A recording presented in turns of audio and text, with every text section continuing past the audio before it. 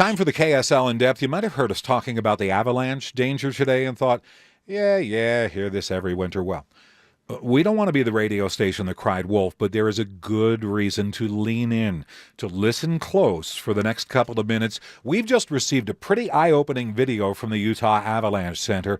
Our executive producer, Dave Cawley, is with me live now in the studio. So what does this video show? It shows exactly what they're dealing with right now. They shot this video this afternoon, and in fact, in just a moment, we'll play this on the KSL News radio app. So anybody who has that wants to queue it up can take a look at this.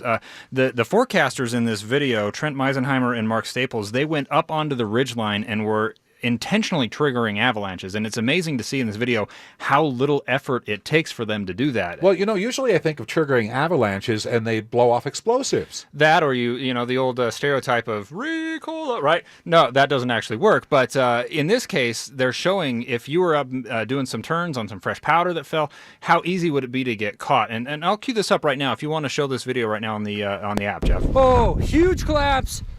There it goes.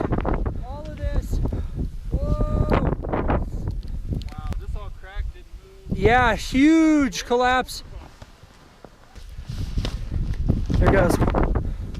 My God.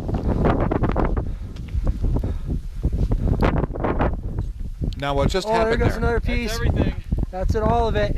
If you're not watching this and are only listening, you hear the wind buffeting, you hear the snow starting to fall, but at one point there's the tap of a ski. It's like that's all it takes, right? One little tap on that, and it's not 4 inches or 3 inches that's coming down. Tops during conditions like this to see where avalanches break, how easily they are to trigger. That's vital information for putting out our forecasts.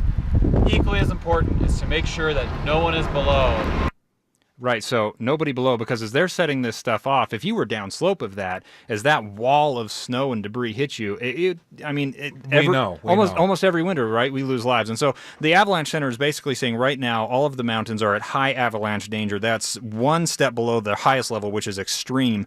And their advice is basically stay away. Where were they when they did this? So I think they were up in the central Wasatch, but if you look at their map, everything from the Idaho border all the way down south of Provo into the Uintas, it is all in this red category. Now I know you're not a meteorologist, but I have a feeling you know the answer. Why this year?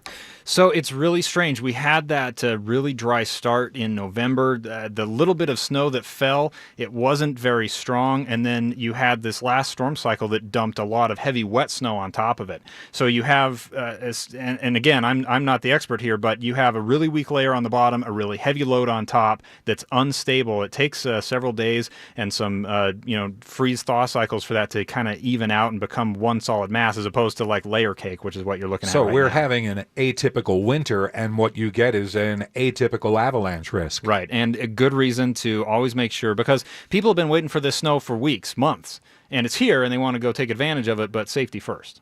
Absolutely. Thanks a lot. Our executive producer, Dave Cawley.